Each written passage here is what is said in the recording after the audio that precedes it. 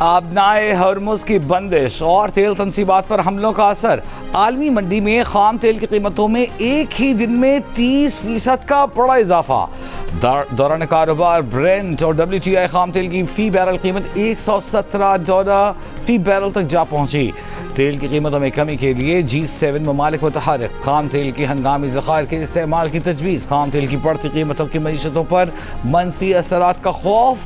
پاکستان سمیت دنیا بھر کی اسٹاک مارکیٹوں میں شدید مندی۔ امریکی صدر ٹرمپ نے خام تیل کی قیمتوں میں اضافے کو عارضی قرار دے دیا۔ کہا ایران کے ایٹمی خطرے کے خاتمے کے بعد تیل کی قیمتیں تیزی سے گرے گی۔ یہ امریکہ اور دنیا کے امن اور حفاظت کے لیے ایک بہت ہی چھوٹی قیمت ہے۔ وزیر اعظم شہباز شریف کی زیر صدارت اعلیٰ سطح اجلاس۔ وزیر خزانہ محمد اورنگزیب کی عالمی صورتحال کے باعث پیٹرولیم مصنوعات کی بچت اور سرکاری سطح پر کفایت شعاری اقدامات پر بریفنگ۔ اجلاس میں مستحق اور غریب شہریوں کو ریلیف دینے کی مختلف تجاویز زیر غور۔ خیبر پختونخوا حکومت کا سرکاری محکموں میں تمام میٹنگز ورچوئل کرنے کا فیصلہ۔ سرکاری گاڑیوں کی فیول الاؤنسز میں 25% کمی کی منظوری۔ فیول بچت اقدامات 2 ماہ کے لیے نافذ ہوں گے۔ آیت اللہ علی خامنئی کے بیٹے مجتبیٰ خامنئی ایران کے نئے سپریم لیڈر منتخب۔ ایران کی مسلح افواج نے وفاداری کا عہد کر لیا۔ نئے ایرانی سپریم لیڈر کی حمایت میں ایران کے مختلف شہروں میں ریلیاں۔ روسی صدر پوتن کی ایران کے نئے سپریم لیڈر کو مبارکباد۔ مجتبیٰ خامنئی اپنے والد کے کام کو عزت کے ساتھ جاری رکھیں گے اور ایرانی قوم کو سخت آزمائشوں کے سامنے متحد کریں گے۔ صدر پوتن کا پیغام۔ ترجمان چینی وزارت خارجہ کا کہنا ہے کہ ایران کے نئے سپریم لیڈر کی تقرری ایران کا اندرونی آئینی معاملہ ہے۔ چین دوسرے ممالک کے داخلی امور میں کسی بھی بہانے سے مداخلت کی مخالفت کرتا ہے۔ ایران کا اسرائیل اور امریکی اڈوں پر تازہ حملہ۔ تل ابیب اور مقبوضہ بیت المقدس میں آسمان پر ایرانی میزائل دیکھے گئے۔ بحرین کے جزیرہ سترہ پر ایرانی ڈرون حملے میں بچوں سمیت 32 شہری زخمی۔ 4 کی حالت تشویشناک۔ اسرائیل اور امریکہ کی ایران پر حملوں میں 1200 سے زائد افراد شہید ہوئے۔ ایرانی نائب وزیر صحت نے تصدیق کر دی۔ امریکہ کا 7ویں فوجی کی ہلاکت کا اعتراف۔ اسٹیٹ بینک آف پاکستان نے مانیٹری پالیسی کا اعلان کر دیا۔ شرح سود 10.5% پر برقرار رکھنے کا فیصلہ۔ اسرائیل نے جنوبی لبنان کے گنجان آباد رہائشی علاقوں میں غیر قانونی طور پر وائٹ فاسفورس سے حملے کیے۔ ہیومن رائٹس واچ کا انکشاف۔ تازہ رپورٹ میں کہا گیا ہے کہ تصدیق شدہ تصاویر میں یومور کے رہائشی علاقے پر وائٹ فاسفورس کی گولہ باری سے کم از کم 2 گھروں میں آگ بھڑک اٹھی۔ مہلک کیمیائی مادہ موت یا پھر عمر بھر کے سنگین زخموں کا باعث بن سکتا ہے۔ اسرائیلی فوج گزشتہ کئی دنوں سے جنوبی بیروت پر شدید حملے کر رہی ہے، جن میں کم از کم 394 افراد ہلاک، 1000 سے زائد زخمی اور 5 لاکھ سے زائد بے گھر ہو چکے ہیں۔ اماراتی صدر محمد بن زید ال نہیان کا امریکی صدر ڈونلڈ ٹرمپ اور مصری صدر عبد الفتاح السیسی سے ٹیلی فونک رابطہ۔ خطے کی سیکیورٹی صورتحال، عرب امارات اور دیگر ممالک پر حملوں پر گفتگو۔ مصر کے ایرانی حملوں کی مذمت، امارات کی مکمل حمایت کا اعادہ۔ قطری وزیر اعظم کا کشیدگی میں کمی کے لیے کوششیں جاری رکھنے پر اعلان۔ کہا جو کچھ ہوا اس کے بعد ایران کے ساتھ ہمارے تعلقات پر ایک بڑا دھچکا لگا ہے، لیکن ایران سے بات چیت جاری رکھیں گے۔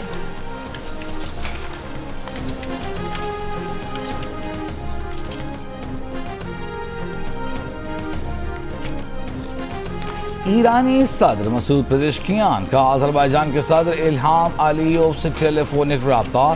ایرانی صدر نے کہا کہ آذربائیجان میں گزشتہ ہفتے ڈرون واقعے میں ایران ملوث نہیں۔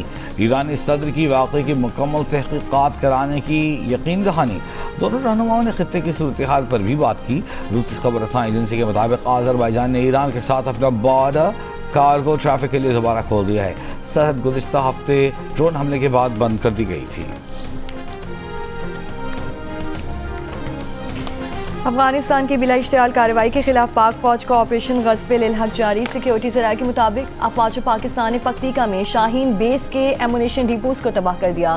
شوال جنوبی وزیرستان سے ملحقہ افغان طالبان کی پوسٹ کو دھماکہ خیز مواد سے نشانہ بنایا۔ کارروائی کے نتیجے میں فتنہ خوارج اور افغان طالبان کے کارندے فرار ہو گئے۔ بارڈر پر افغان طالبان اور فتنہ خوارج کے ٹھکانوں اور فوجی تنصیبات کو نشانہ بنایا جا رہا ہے۔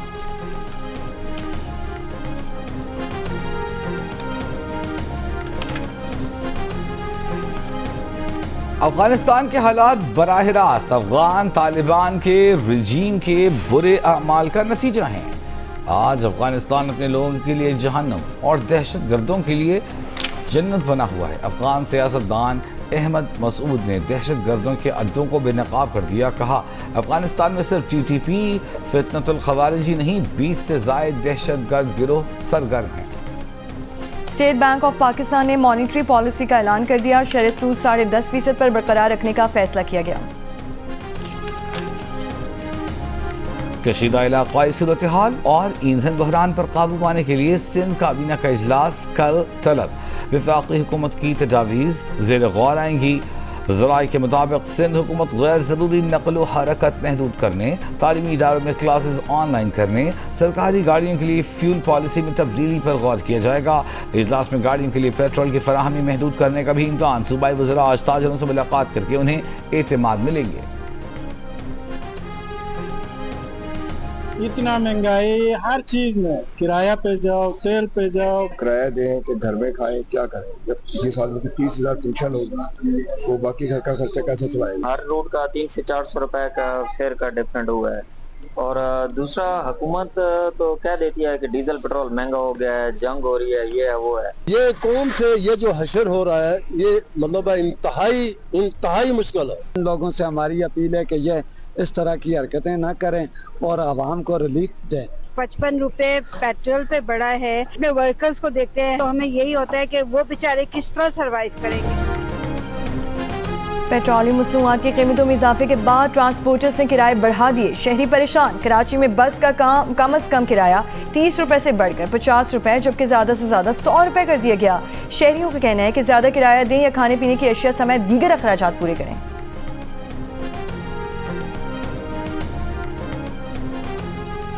سندھ کے سینئر وزیر شرجیل انعام میمن نے کرایوں میں اضافے کا نوٹس لے لیا۔ کرایوں میں غیر قانونی اضافہ کرنے والے ٹرانسپورٹر کے خلاف کارروائی کا حکم۔ محکمہ ٹرانسپورٹ اور ماس ٹرانزٹ کے اجلاس میں شرجیل میمن نے کہا کہ پیٹرولیم مصنوعات کی قیمتوں میں اضافے کو جواز بنا کر کرایوں میں اضافہ عوام پر بوجھ کی مترادف ہے۔ کرایوں میں کسی بھی قسم کے اضافے کا اختیار صرف حکومت محکمہ ٹرانسپورٹ کو ہی حاصل ہے۔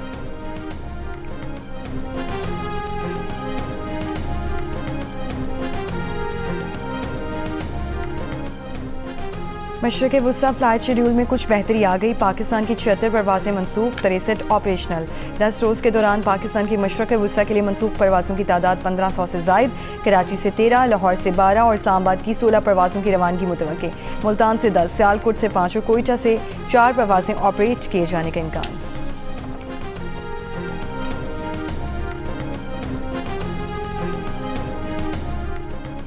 ایران میں پاکستانی سفیر مدثر ٹیپو نے کہا ہے کہ ایران میں پھنسے پاکستانیوں کو بسوں کی تلاش میں مشکلات ہیں۔ جو پاکستانی ہمارے تعاون سے وطن واپسی کے خواہاں ہیں سفارت خانے میں رجسٹر کروائیں۔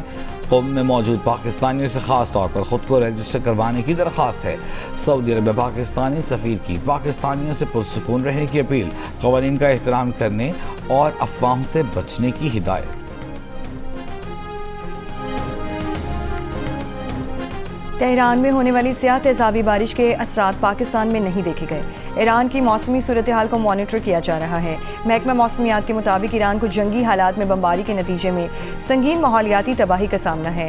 تہران اور گرد و نواح میں ہونے والی سیاہ تیزابی بارش اس کی ایک علامت ہے۔ کاربن کے زائد اخراج سے بالائی سطح پر درجہ حرارت بڑھ سکتا ہے۔ تہران شمال مغرب کی جانب ہے۔ کوئی اثرات ہوئے تو افغانستان تک ہوں گے۔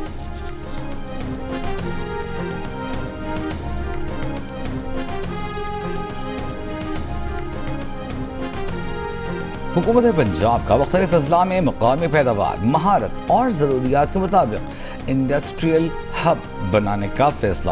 وزیر اعلیٰ پنجاب نے چھوٹی صنعتوں کے فروغ کا پلان دے دیا۔ پنجاب اکنامک ٹرانسفارمیشن کمیٹی تشکیل دے دی گئی۔ اجلاس میں ساہیوال میں ڈیری پروڈکٹس، لاہور میں IT سافٹ ویئر، فیصل آباد میں ٹیکسٹائل، فرنیچر سٹی، گجرانوالے میں سرجیکل اور سپورٹس، جبکہ گجرات میں پنکھوں اور دیگر الیکٹرانک مصنوعات کے فروغ کی تجویز۔ वज़ीर आला सिंध मुराद अली शाह की यौम अली, यौम कुद्स और जुम्मतुल विदा पर फुल प्रूफ सिक्योरिटी यकीनी बनाने की हिदायत। हसास मकामात पर इजाफी नफरी तैनात करने और निगरानी बढ़ाने का भी हुक्म। इजलास में वज़ीर आला सिंध ने कहा जुलूसों और इज्तिमात के रूट्स पर सिक्योरिटी और मॉनिटरिंग बढ़ाई जाए। शहरियों की जान माल का तहफ़्फ़ुज़ हुकूमत की अवलिन तरजीह है। मज़हबी हम आहंगी और भाईचारे के फ़रोग़ के लिए कोशिशें की जाएँ।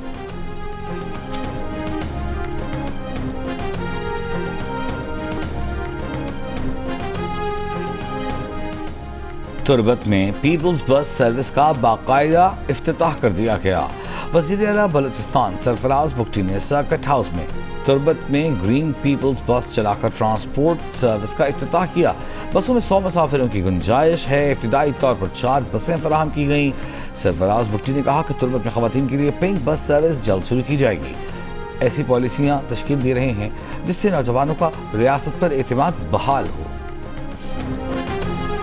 और ह्यूमन राइट्स कमीशन पाकिस्तान की औरत मार्च के शुरका पर तशद्दुद की मज़म्मत, तहक़ीक़ात का मुतालबा। सेक्रेटरी जनरल HRCP ने कहा ख़वातीन एहलकारों का वॉलंटियर्स और मुलाकातियों को मारना इंतहाई अफसोसनाक है। मुंतज़िम औरत मार्च फरजाना बारी ने कहा कि 1.5 माह पहले NOC मांगा मगर नहीं मिला। दफ़ा 144 की खिलाफ वर्जी इसलिए की क्योंकि आपने NOC नहीं दिया।